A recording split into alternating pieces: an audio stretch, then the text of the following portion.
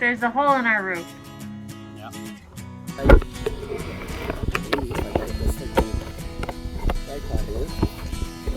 If I can get the tripod to work right, eh? If I can get that tripod to work right, eh? This never even turns on. So from last year, we were going through two 30-pound propane tanks every week to week and a half.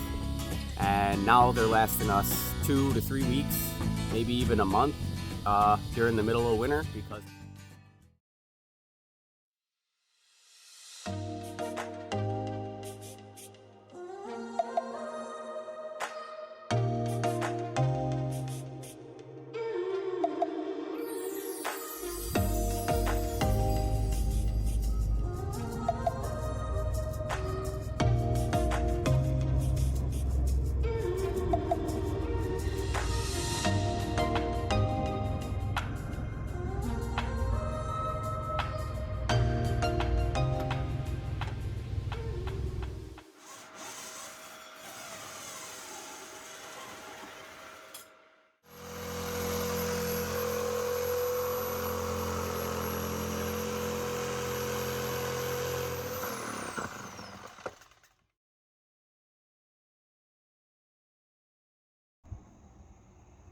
ready?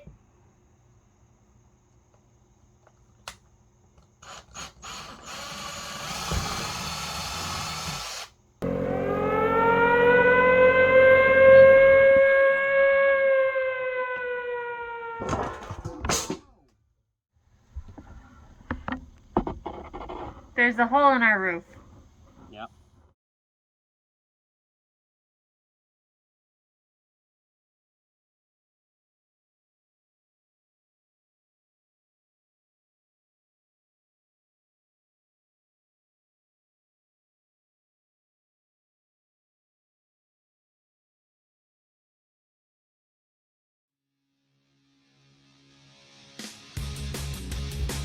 So this is how we chop wood for the cubic mini.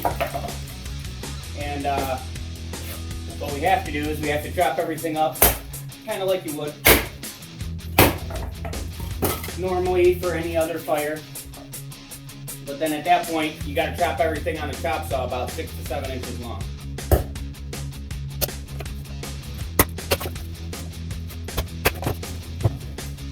This is about the size width of pieces that I like to have. I just stack these up here and they get ready for me to hit them with the chop saw.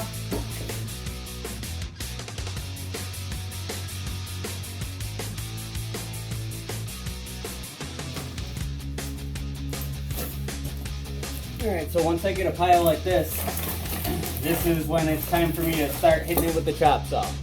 It's important that you don't use gloves when you're using saws. If that blade touches your glove, there's a good chance that it's going to suck your finger right into the blade.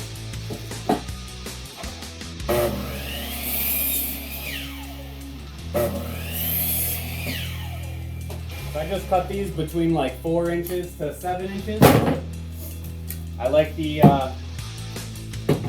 smaller pieces to go front to back in the fireplace, and then the long pieces to go left to right.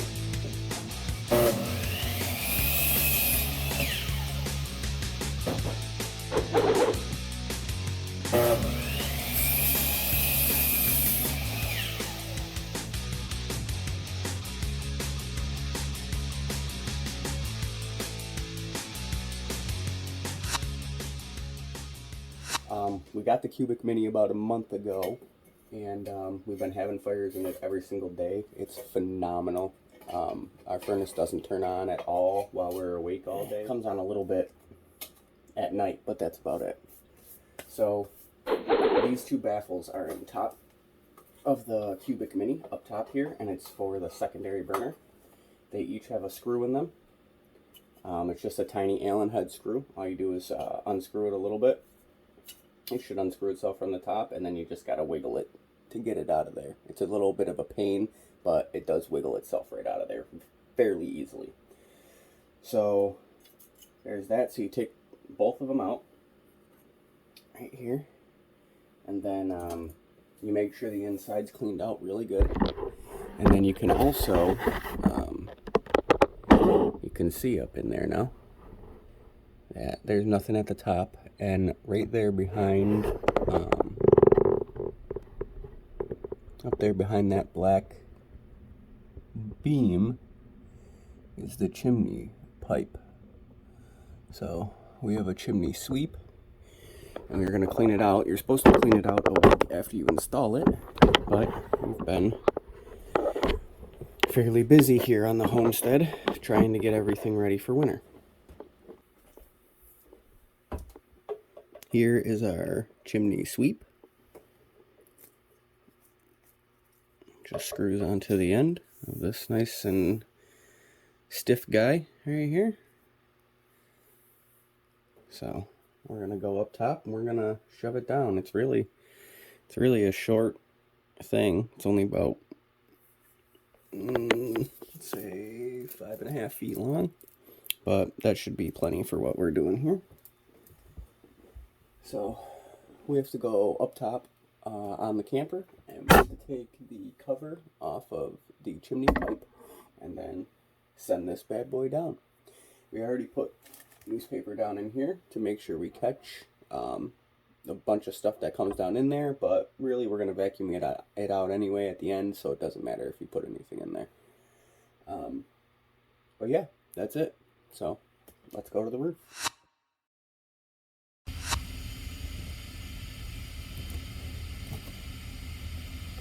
Good morning, everybody. Woo! Chimney cleaning time. Woo!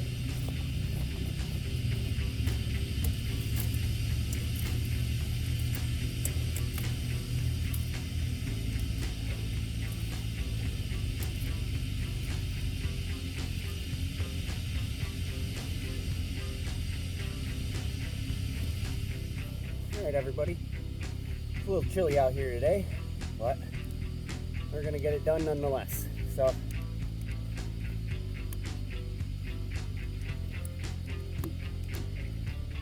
take out these few screws we got here.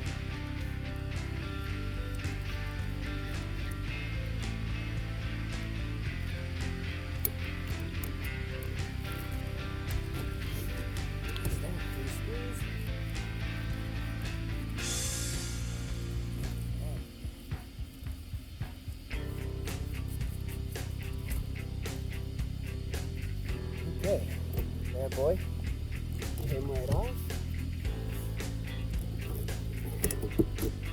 We're going to take our trusty chimney sweep. We're going to send it down the hole.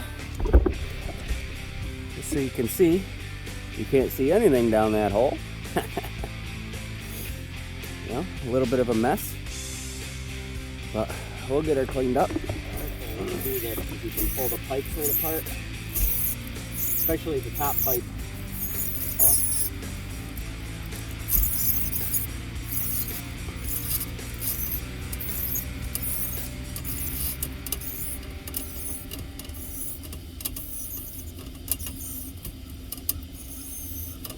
Right now we're pushing her all the way down. Hey babe! Can you look in there and make sure I've reached the bottom? So right now we're going to have the wife look inside and make sure the brush has gotten all the way to the bottom. Did you hear me?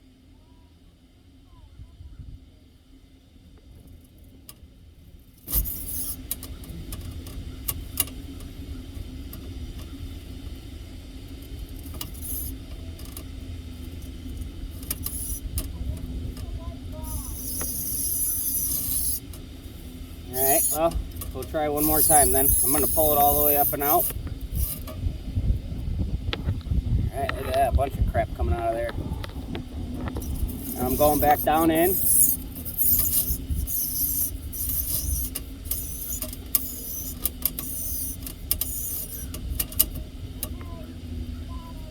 Alright, so we've reached the bottom. That's about how much handle we got left. It's not really that far from here to the top of the stove. We actually have our stove pretty high in our house. I'm just going to go up and down a couple times. Make sure.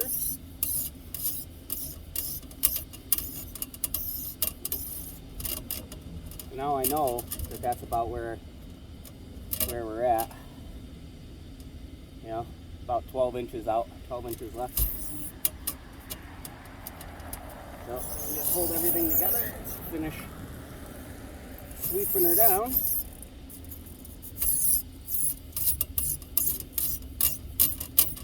The pipe's pretty stiff.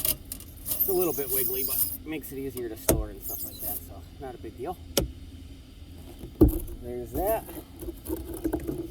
We're all done with that bad boy.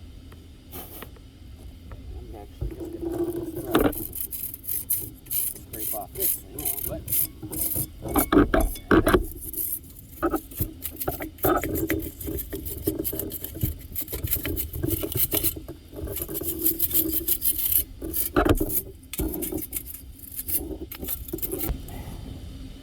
Now we're just gonna put her back on.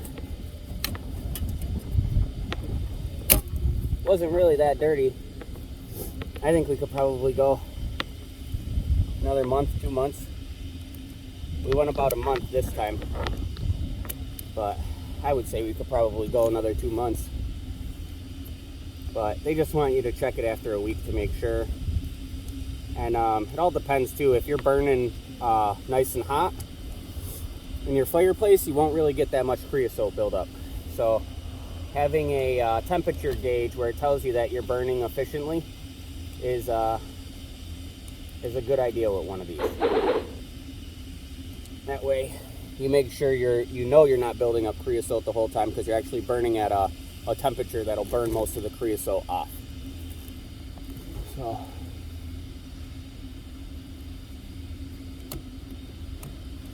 just gonna put our screws back in so that our lid doesn't come popping off. Alright, so that's all good. So today we cleaned the chimney out. That was actually a lot easier than I thought it was going to be. But if you see right here, we have a separation in the pipe. So this only comes up about 2 or 3 inches past the pipe boot. So we don't have any screws in here.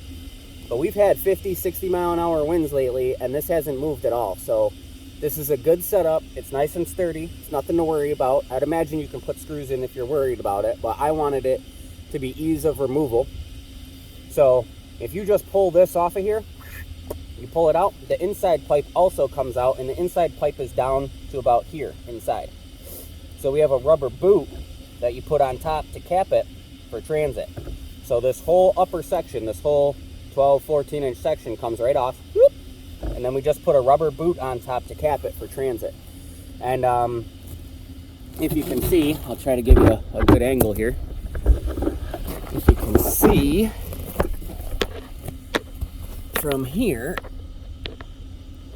you can see the air conditioner, and our pipe boot and our pipe is way lower than our air conditioner. So the clearance on our pipe and our pipe boot, we got more clearance there than we do on the air conditioner and stuff. So you don't want anything to come up higher than the stuff you already have on your rig, because then that changes the height clearance on your rig. So we only have it coming up to here. Well, it's actually probably about here. But once you remove it, you put the cap on, it's still lower than our air conditioner over there. So that's how we decided how high to have the pipe come out of the roof.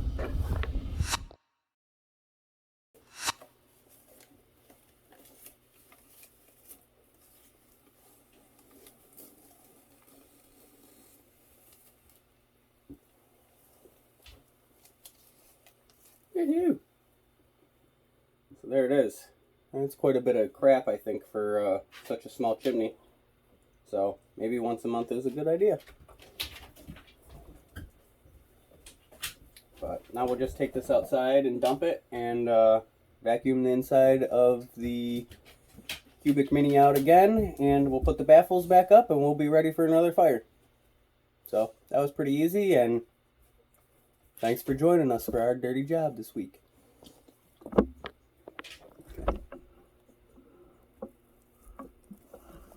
Some big chunks in there and everything.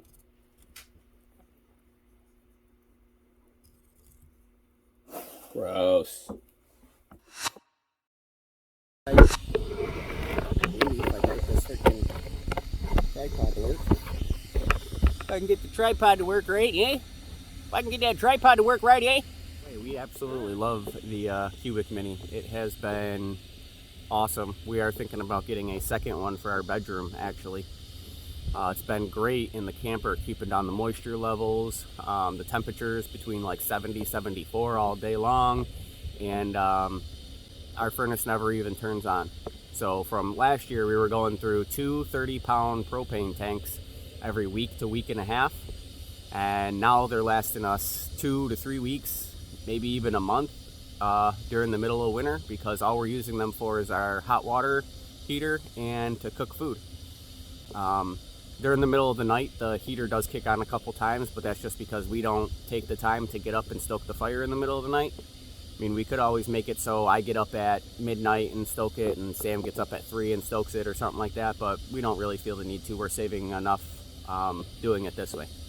So, thank you for joining me, guys, and if you're on the fence about deciding about the Cubic Mini, this is actually the Grizzly edition. It's the bigger kind. Don't keep thinking about it, just get it. You need it. It's awesome. It's fantastic. It's crushing.